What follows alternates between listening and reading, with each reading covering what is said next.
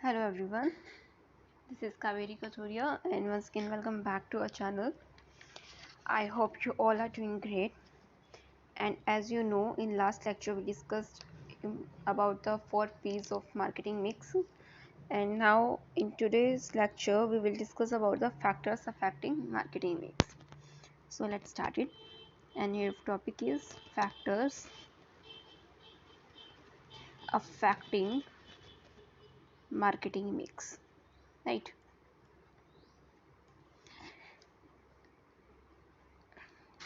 देखिए, कल हमने 4 फैक्टर्स को डिस्कस किया था, और जब भी हम 4 फैक्टर्स को हमने डिस्कस किया था, 4 P's को बेसिकली अगर हम कहें कि हमने डिस्कस किया था product, price, place and promotion, right.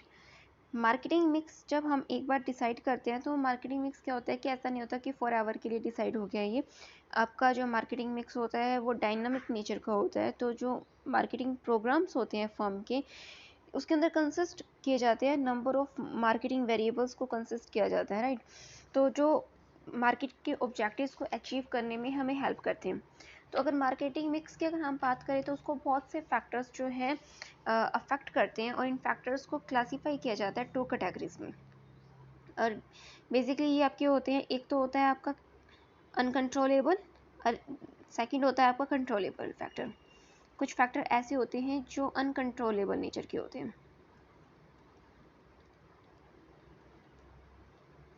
Uncontrollable factors होते हैं, और एक होते हैं हमारे अनकंट्रोलेबल एंड कंट्रोलेबल, राइट।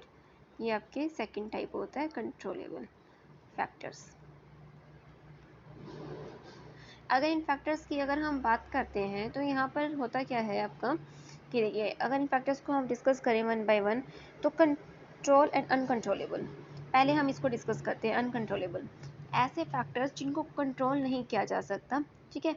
ऐसे फैक्टर्स जो मार्केटिंग मिक्स के फैक्टर्स जो मार्केट से रिलेट तो करते हैं लेकिन हम उनको कंट्रोल नहीं कर सकते, जो हमारे हाथ में नहीं है हम उनको कंट्रोल करें। Therefore are also known as market factors। इनको हम क्या बोल सकते हैं, और क्या बोल सकते हैं, इनको मार्केट फैक्टर भी कहा जाता है, मार्केट फैक्टर्स भी बोला जाता है, क्योंकि ये मार्केट के फैक्टर हैं जो अफेक्ट कर रहे हैं और हम इसको कंट्रोल नहीं कर सकते। No control over these factors but they affect the marketing activities of the company. And the first is consumer behaviour, second is competitors behaviour, right. Competitors behaviour हम इसको भी जो है कंट्रोल नहीं कर सकते। इंटरमीडिएरीज बिहेवियर, जो हमारे इंटरमीडिएरीज होते हैं, मीडिएटर्स,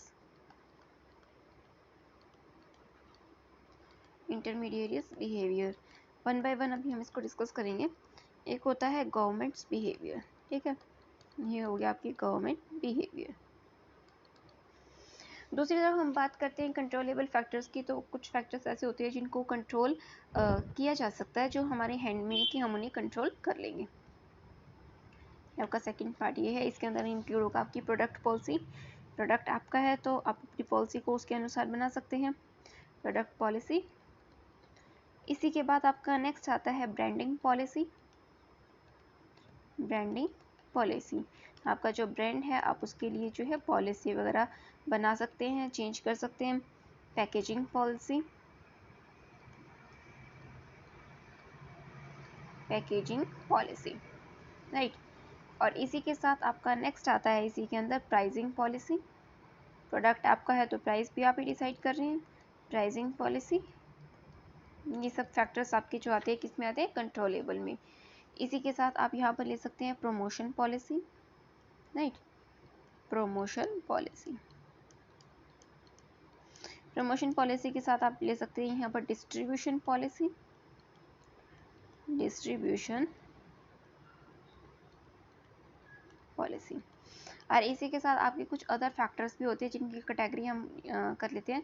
आप उनको अदर फैक्टर्स के नाम से भी लिख सकते हैं, कि बहुत से ऐसे फैक्टर्स होते हैं, कुछ और फैक्टर्स भी हो सकते हैं, ऐसा कोई फिक्स नहीं है कि सिर्फ यही फैक्टर है, कुछ और फैक्टर्स भी हो सकते हैं जिनको हम कंट्रोल कर सकते हैं। तो इन्हीं को जो है वन बाय वन हम डिस्कस करेंगे। तो स्टार्ट करते हैं, आपका जो फर्स्ट है अनकंट्रोलेबल फैक्टर से। फर्स्ट पॉइंट पे आए। अनकंट्रोलेबल फैक्टर में हमने सबसे पहले देखा था, यहाँ पर आपका था कंज्यूमर बिहेवियर।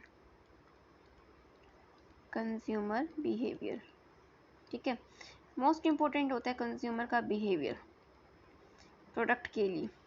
कंज्यूमर बिहेवियर क्या होता है कि कंज्यूमर का बिहेवियर अफेक्ट करता है, और उसका बिहेवियर कहाँ से अफेक्ट होता है, उसकी बाइंग हैबिट से। देखो हर कंज्यूमर की ना अपनी अपनी बाइंग हैबिट्स होती हैं, ठीक है। बाइंग हैबिट है, जैसे आप भी कंज्यूमर है तो आपकी भी अपनी कोई हैबिट होगी कि आपको एक पर्टिकुलर ब्रांड का प्रोडक्ट ही पसंद आता है। बाइंग हैबिट होती है, हर किसी का अपना स्टैंडर्ड ऑफ लिविंग होता है, लिविंग स्टैंडर्ड, ये चीज़ें अफेक्ट करती हैं।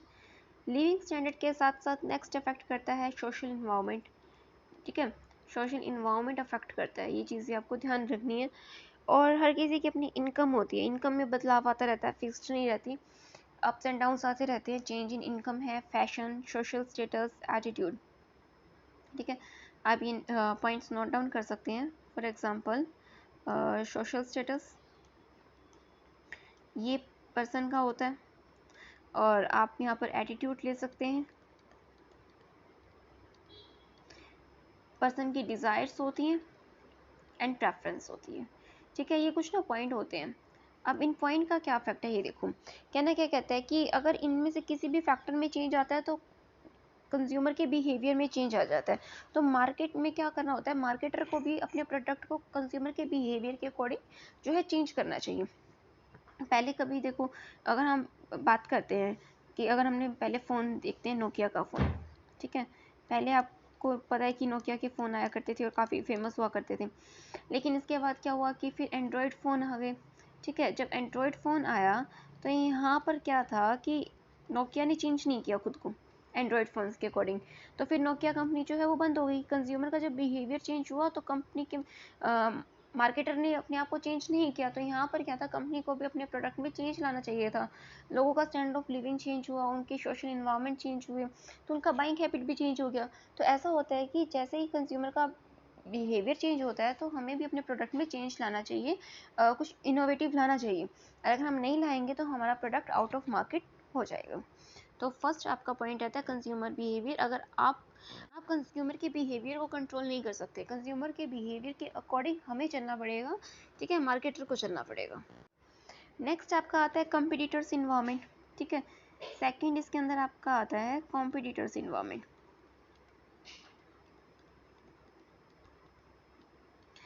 अब कॉम्पिटिटर्स इन्वायरमेंट क्या कहता है, देखो कॉम्पिटिटर्स इन्वायरमेंट क्या कहता है कि यहाँ पर ये भी अनकंट्रोलेबल फैक्टर है जो अफेक्ट करता है मार्केटिंग मिक्स को।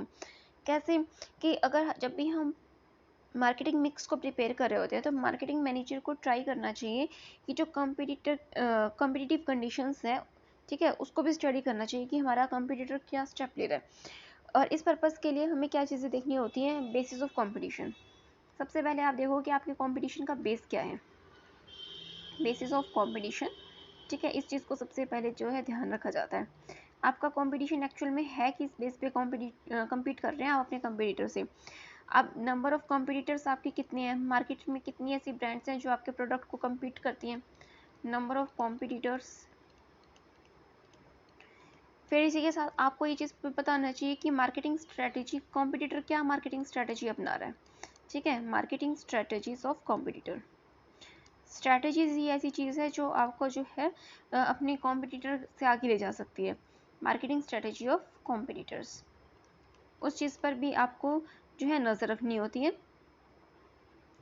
इसी के बाद आता है आपका क्वालिटी एंड फीचर्स। आपके कॉम्पिटिटर के प्रोडक्ट की जो भी आप क्वालिटी है या फिर ये कहें कि फीचर्स हैं, फीचर्स ऑफ कॉम्पिटिटर्स प्रोडक्ट्स, ठीक है।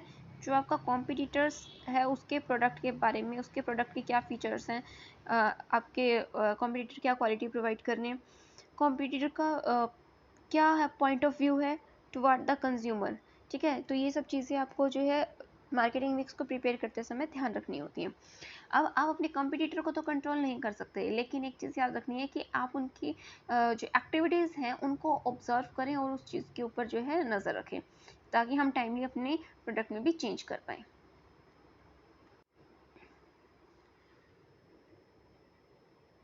नेक्स्ट इसके अंदर आपका आता है इंटरमीडिएटरीज बिहेवियर।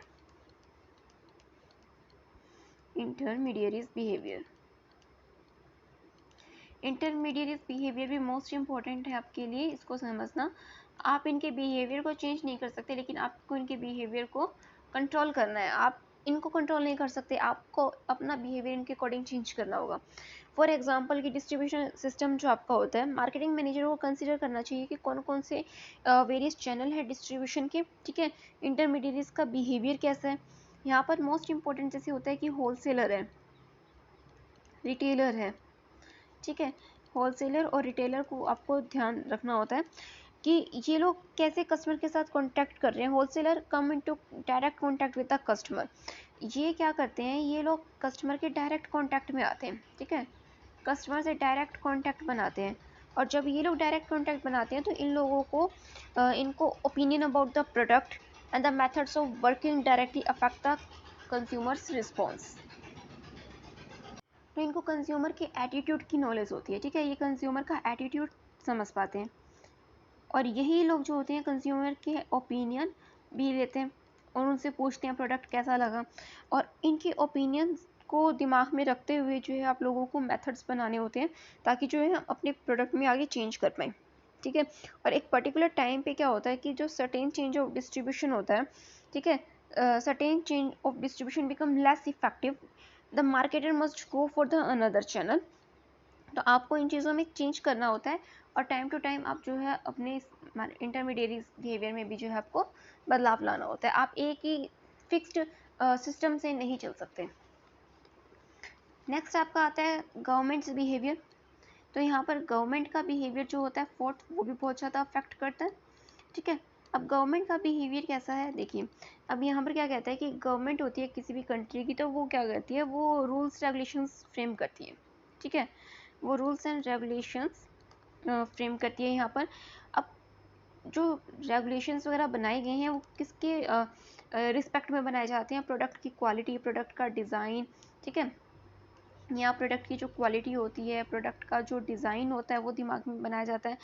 प्राइसिंग की जाती है, एडवर्टाइजमेंट के रिगार्डिंग जो है रूल्स बनाए गए हैं कुछ, और पैकेजिंग के रिगार्डिंग भी कुछ रूल्स होते हैं, लाइक कि इको फ्रेंडली होनी चाहिए, और डिस्ट्रीब्यूशन सिस्टम जो होता है उसके रिगार्डिंग भी कुछ रूल्स रेगुलेशंस होते हैं जो गवर्नमेंट बनाती है।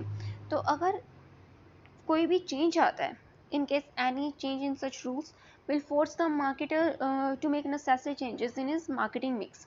तो ये चीज़ भी आपको ध्यान रखनी है कि अगर कोई भी बदलाव आता है इनकी पॉलिसीज़ में, तो उसके अकॉर्डिंग मार्केटर को भी अपने आप को चेंज करना होता है।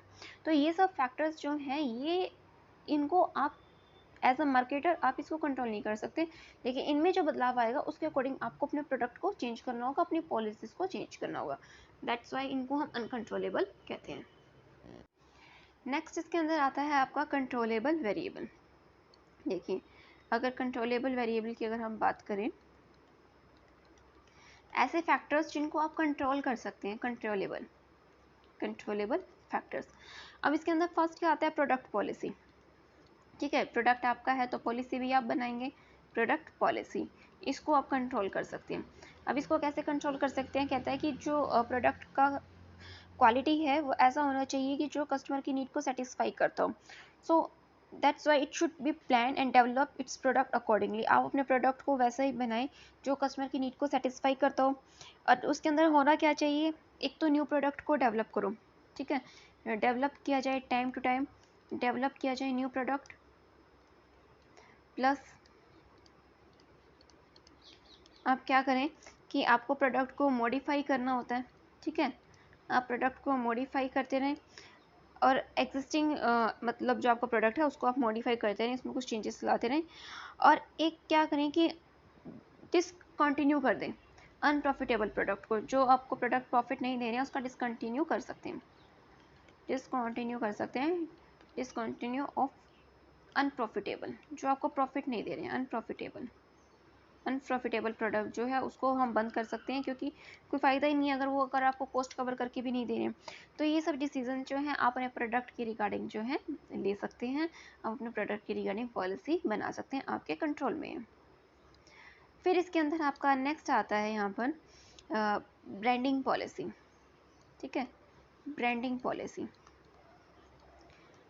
पॉलिसी क्या कहती है कि ब्रांडिंग पॉलिसी यहाँ पर कहती है कि इसके अंदर वो डिसीजन इंक्लूड किए जाते हैं, जैसे ब्रांड नेम के रिगार्डिंग कोई डिसीजन लेना हो, ट्रेडमार्क के रिगार्डिंग कोई डिसीजन लेना हो, क्योंकि जो आपका ब्रांड होता है या फिर ये कहें कि जो आपका ट्रेडमार्क होता है ये प्रोडक्ट की इमेज को अफेक्ट करता है। इससे क्या होता है, प्रोडक्ट की इमेज अफेक्ट होती है, ठीक है, उसी को तो रिएक्ट करे ना, प्रोडक्ट इमेज। अब यहाँ पर क्या होता है कि आपका ब्रांड या ट्रेडमार्क ऐसा होना चाहिए जो डायरेक्टली इमेज कहाँ पे बनाए, माइंड ऑफ कस्टमर, क्रिएट करना चाहिए in the mind of customer, customer के माइंड में जाकर जो है वो एक छाप बना दे। जैसे एप्पल का आईफोन है, ठीक है, उसके पीछे एप्पल बना होता है, आप देखते ही पहचान जाएंगे। और कुछ मार्क ऐसे होते हैं जैसे, तो आप उन मार्क को देख के समझ जाते हैं कि अगर आप ये मार्क किस चीज़ का है, ठीक है, आप समझ जाएंगे। एप्पल बना है तो आप समझ जाएंगे किस चीज़ का मार्क है। तो ये इसके रिगार्डिंग आप पॉलिसीज बना सकते हैं और ये आपके कंट्रोल में है, ब्रांडिंग पॉलिसी आप कर सकते हैं, तो आपको ये डिसीजन भी आप ले सकते हैं, आपके कंट्रोल में है। नेक्स्ट आपका आता है पैकेजिंग पॉलिसी, ठीक है, नेक्स्ट है आपका पैकेजिंग पॉलिसी। अब पैकेजिंग पॉलिसी क्या कहती है, पैकेजिंग पॉलिसी कहती है कि आपको जो है पैकेजिंग कैसी होनी चाहिए जो आपके कंपटीटर के साथ फाइट कर सके। समटाइम क्या होता है कि आप अपने प्रोडक्ट का, मान लीजिए एज ए कस्टमर आप गए और आप अपना जो प्रोडक्ट लेना चाहते थे आप उसका नाम भूल गए, लेकिन उसकी पैकेजिंग इतनी अट्रैक्टिव है, ठीक है, एक तो अट्रैक्टिव, और पैकेजिंग इतनी अट्रैक्टिव है कि आप वो सामने देखते ही आपको पता लग गया कि सभी प्रोडक्ट्स में से अलग से दिख रहा है वो, कि हाँ ये वाला प्रोडक्ट मुझे चाहिए। तो प्रोडक्ट आपका अट्रैक्टिव होना चाहिए, और आपका प्रोडक्ट जितना अट्रैक्टिव होगा, ठीक है, जितना ज़्यादा वो अट्रैक्टिव होगा वो उतना ही आपके कॉम्पिटिटर के साथ जो है फाइट कर पाएगा, ठीक है, आपका जो कॉम्पिटिशन होगा उसको फाइट कर पाएगा।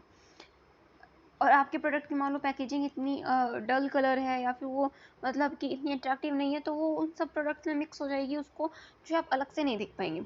तो दूसरा इसके साथ क्या होता है कि आपकी जो प्रोडक्ट की पैकेजिंग है, आजकल जो है हम लोग जैसे ग्रीन इंडिया के ऊपर ध्यान दे रहे हैं, ठीक है, ग्रीन इंडिया के ऊपर जब ध्यान दिया जाता है तो हम क्या कहते हैं, प्रोडक्ट की जो पैकेजिंग है, ठीक है, प्रोडक्ट की पैकेजिंग कैसी होनी चाहिए, इको फ्रेंडली होनी चाहिए, इस चीज़ के ऊपर भी ध्यान दिया जाता है, इको फ्रेंडली होनी चाहिए, तो ये चीज़ भी आप ध्यान रखें। इसी के साथ होता है कि आप एक प्रोडक्ट का नेक्स्ट क्या कहते हैं कि प्राइसिंग डिसीजन ले सकते हैं, प्राइसिंग डिसीजन। अब प्राइसिंग डिसीजन, प्रोडक्ट आपका है तो आप प्राइस भी डिसाइड कर रहे हैं तो उसकी रिगार्डिंग कोई भी पॉलिसी बना सकते हैं। प्राइसिंग पॉलिसी जो है, अगर हम यहाँ ये ना कहें तो हम ये कह सकते हैं कि हम प्राइसिंग पॉलिसी की बात कर रहे हैं, ठीक है। आप इसको डिसीजन ना लिखते हुए आप इसको यहाँ लिख सकते हैं पॉलिसी, पॉलिसी लिखिए, प्राइसिंग के रिगार्डिंग पॉलिसी बना रहे हैं, ठीक है। ये भी अफेक्ट करता है, प्राइसिंग पॉलिसी अफेक्ट करती है, किस चीज़ को अफेक्ट करती है, हमारे सेल्स वॉल्यूम को। प्राइसिंग पॉलिसी अफेक्ट करती है सेल्स वॉल्यूम को, राइट। तो यहाँ पर क्या होता है कि आपको ध्यान रखना होता है प्राइस का ऑफ कितना देना है, प्राइस ऑफ ध्यान में रखना होता है, डिस्काउंट कितना देना है ये भी ध्यान रखना होता है, क्रेडिट सेल जो देनी है वो कितना प्रोवाइड करना है, ये सब चीज़ें जो है आपकी अफेक्ट करती है, तो इसके रिगार्डिंग आप पॉलिसीज बना सकते हैं। इसी के साथ आपका अब नेक्स्ट आता है इसके अंदर टॉपिक प्रमोशन पॉलिसीज। इसी के अंदर नेक्स्ट आपका आता है प्रमोशन पॉलिसीज। देखिए अगर हम इसके अंदर बात करते हैं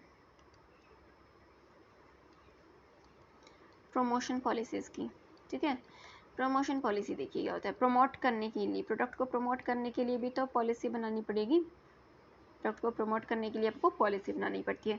तो यहाँ पर आपको कुछ स्टेप लेने होते हैं, आप अपने प्रोडक्ट की एडवर्टाइजमेंट करवा सकते हैं, ठीक है, पर्सनल सेलिंग करवा सकते हैं, मतलब direct face to face contact होता है, डोर टू डोर जाके जो सेल्समैन होता है वो प्रोडक्ट को बेचता है, उसके फीचर्स दिखाता है, डेमो देता है, और या फिर आप सेल्स प्रमोशन एक्टिविटीज़ कर सकते हैं, सेल्स प्रमोशन लगा सकते हैं।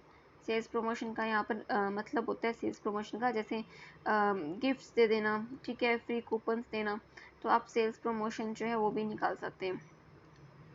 इसी के साथ आप क्या कर सकते हैं अपनी अदर एक्टिविटीज़ के लिए, तो एडवर्टाइजमेंट की वजह से मैसेज दिया, ठीक है, ये सब स्टेप्स लेकर आप अपने प्रोडक्ट को प्रमोट कर सकते हैं, इनके रिगार्डिंग पॉलिसीज़ बना सकते हैं। फिर नेक्स्ट आपका आता है यहाँ पर डिस्ट्रीब्यूशन पॉलिसी, ठीक है, डिस्ट्रीब्यूशन पॉलिसी, प्रोडक्ट को डिस्ट्रीब्यूट करवाना है तो उसकी रिगार्डिंग भी आपको पॉलिसी बनानी पड़ेगी, ये भी आपका कंट्रोलेबल फैक्टर है। और इसके अंदर क्या आता है कि आपको एप्रोप्रिएट चैनल जो है चूज़ करना होता है, ठीक है। एप्रोप्रिएट चैनल आप चूज़ करो, एप्रोप्रिएट चैनल आपको चूज़ करना होता है। एप्रोप्रिएट चैनल आप कैसे चूज़ करोगे? देखो, आपको अपना प्रोडक्ट कस्टमर तक भिजवाना है, होलसेलर रिटेलर तो यूज़ करोगे, इसी के साथ आपको प्रोडक्ट का नेचर दिमाग में रखना है, ठीक है। जो नेचर होता है, नेचर ऑफ प्रोडक्ट का नेचर दिमाग में रखना होता है, और जो डिस्ट्रीब्यूटर है उनका नेचर दिमाग में रखना होता है, नेचर ऑफ डिस्ट्रीब्यूटर्स। वो चीज़ें भी आपको जो है दिमाग में रखनी होती हैं। तो इन सबको दिमाग में रखते हुए आप अपनी पॉलिसीज़ को चेंज कर सकते हैं। इसी के साथ फिर आपका आता है फिजिकल डिस्ट्रीब्यूशन पॉलिसी, ठीक है। इसी के साथ आपका आता है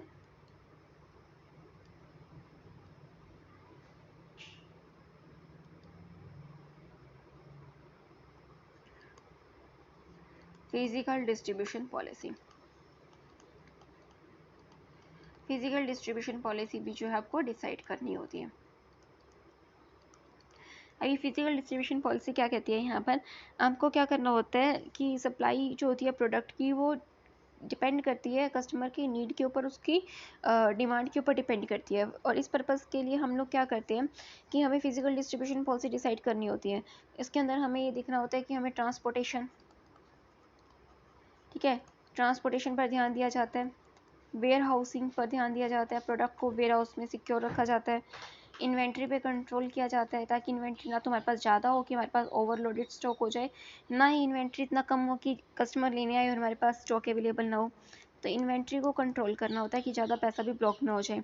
और फिर इन सब चीज़ों के साथ हमें क्या देखना होता है कि राइट टाइम पे प्रोडक्ट कस्टमर के पास पहुँचे, राइट प्लेस पे पहुँच जाए, ठीक है। इन सब चीज़ों के ऊपर भी जो है हमें ध्यान देना होता है। और दूसरा हमने ये भी देखना होता है कि हमें डिस्ट्रीब्यूशन की जो कॉस्ट है, कॉस्ट ऑफ डिस्ट्रीब्यूशन जो है हमें थोड़ी कम पड़े, ठीक है, कॉस्ट ऑफ डिस्ट्रीब्यूशन हमें कम आए। तो हमें इन सब फैक्टर्स को जो है वहाँ कंसिडर करना होता है। अब इसी के साथ नेक्स्ट आपका आता है, इसके अंदर लास्ट जो होता है आपका कंट्रोलेबल फैक्टर, वो होती है marketing research policy. Most important है मार्केटिंग रिसर्च पॉलिसी, ठीक है। अब मार्केटिंग रिसर्च पॉलिसी क्या कहती है, यहाँ पर कहती है कि देखो, मार्केटिंग, मॉडर्न मार्केटिंग जो है, ठीक है, जो आपकी मॉडर्न मार्केटिंग होती है आज के समय में, अगर हम जो मार्केटिंग की बात कर रहे हैं, मॉडर्न मार्केटिंग, ये डिपेंड करती है किसके ऊपर, ओवरऑल डिपेंड करती है रिसर्च के ऊपर। टाइम टू टाइम जितनी ज़्यादा रिसर्च की जाएगी उतने ज़्यादा पॉइंट आप कुछ खोज कर लेकर आएंगे। मार्केटर क्या करता है कि उसको नेसेसरी इन्फॉर्मेशन चाहिए होती है, और जो ये रिसर्च है ना, रिसर्च से ही उसको क्या मिलती है, नेसेसरी इन्फॉर्मेशन मिलती है, ठीक है। रिसर्च से उसको क्या मिलती है, नेसेसरी इन्फॉर्मेशन मिलती है। तो आपको क्या ध्यान रखना है इसको कि जो रिसर्च है इसके द्वारा ही आप जो अपनी मार्केटिंग मिक्स के अंदर चेंज ला सकते हो। तो मार्केटिंग मिक्स आपका जो है मोस्ट इम्पोर्टेंट है, और इसी को मार्केटिंग रिसर्च को ही क्या कहा जाता है, मार्केटिंग मिक्स का, ठीक है, मार्केटिंग मिक्स का क्या कहा जाता है, सोल कहा जाता है, आत्मा कहा जाता है। मार्केटिंग, मॉडर्न मार्केटिंग की आत्मा कौन है, मार्केटिंग रिसर्च है। तो ये चीज़ें आपको यहाँ ध्यान रखनी है, राइट। तो आई होप यहाँ तक आपको क्लियर होगा जो हमने कंट्रोलेबल और अनकंट्रोलेबल फैक्टर्स को जो डिस्कस किया, जो अफेक्ट करते हैं आपके मार्केटिंग मिक्स को। सो यहाँ तक आज आप प्रिपेयर कीजिए, meet you in the next lecture. और अगर कोई भी अगर आपका डाउट हो तो आप हमसे कमेंट सेक्शन में पूछ सकते हैं। Thank you very much.